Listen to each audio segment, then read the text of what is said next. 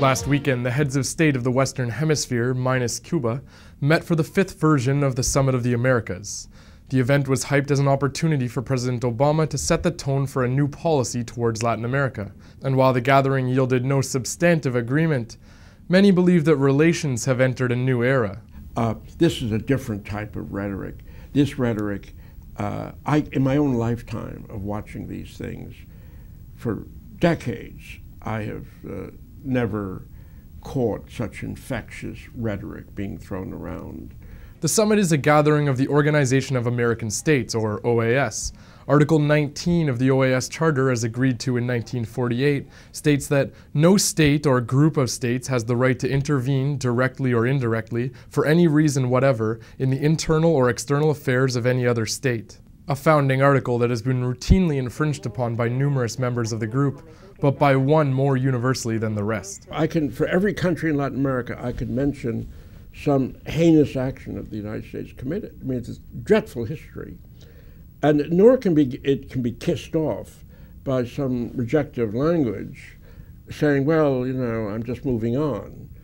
I mean, Latin America right now is concerned with building institutions.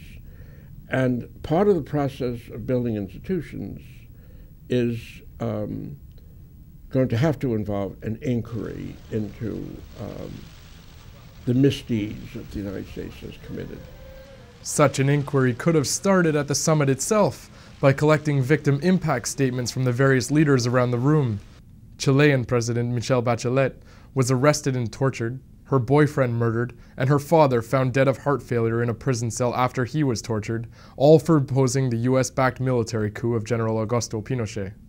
The president of Guatemala, Alvaro Colom, lived the assassination of his uncle Manuel Colom, former mayor of Guatemala City, at the hands of that country's US-backed military dictatorship.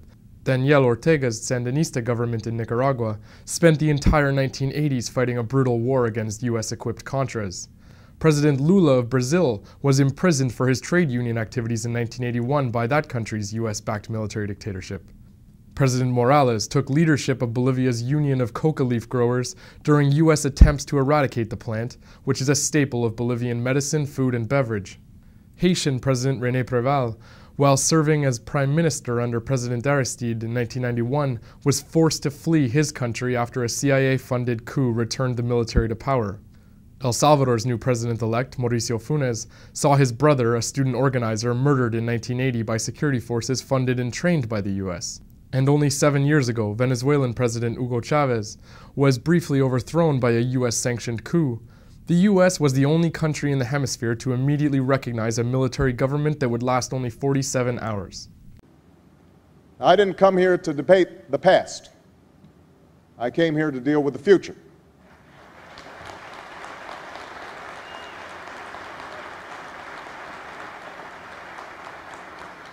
I believe, as some of our previous speakers have stated, that we must learn from history, but we can't be trapped by it.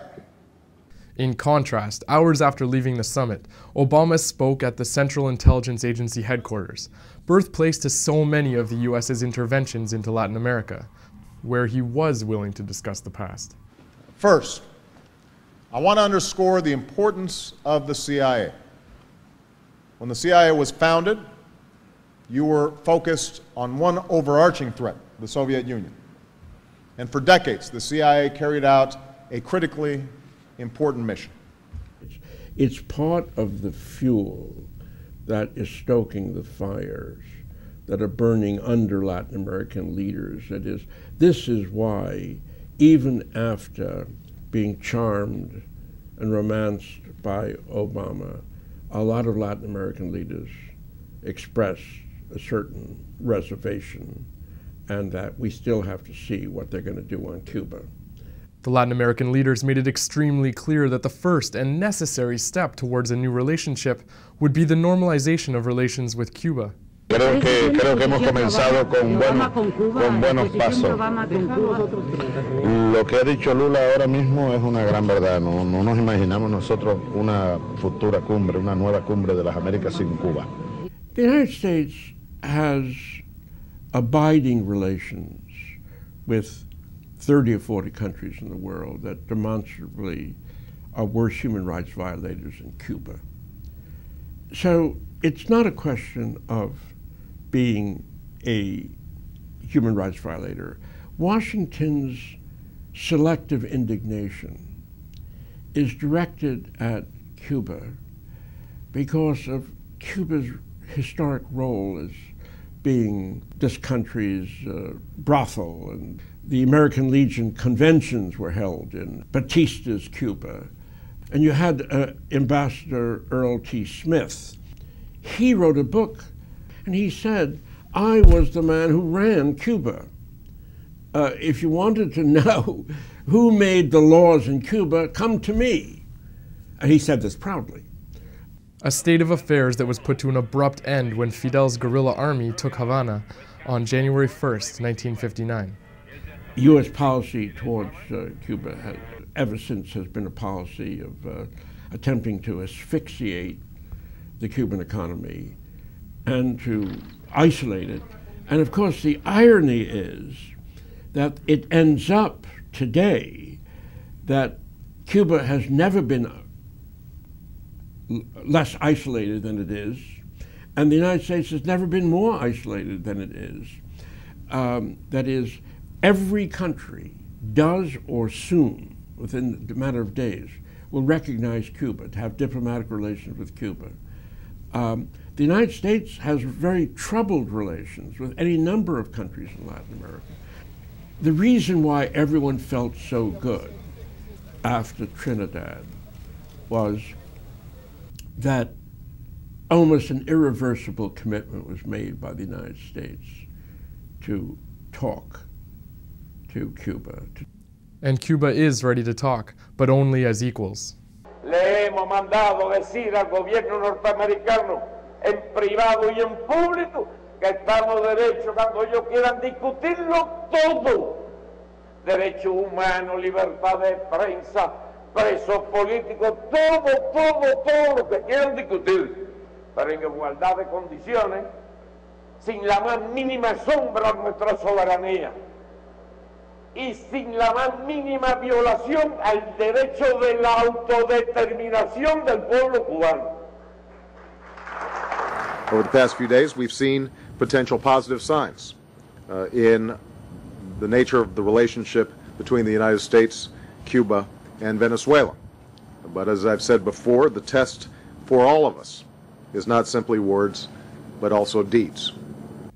With all the words aligning to bring down 50 years of destructive impasse between the United States and Cuba, a giant step towards a post-imperial era for the Americas as a whole, an entire hemisphere is lying in wait to see the deeds.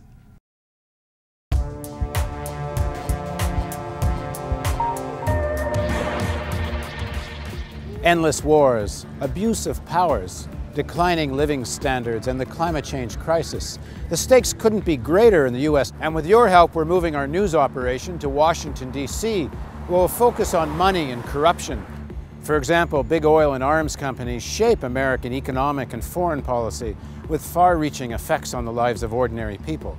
With allies in government, trade unions, the media, and in think tanks, they're a hidden hand that controls the commanding heights of American politics. Taking on the industrial military complex is what real change requires. Even former presidents and high administration officials have said so. But corporate television news treats such positions as marginal. Uncompromising journalism requires questioning assumption, interrogating structures of wealth and power. Corporate TV news just won't do it. Only a news organization that's truly independent can tackle such issues with courage and tenacity. And we'll take on corporate TV news live. You'll watch TV news with our panel of writers, journalists, scientists, and historians.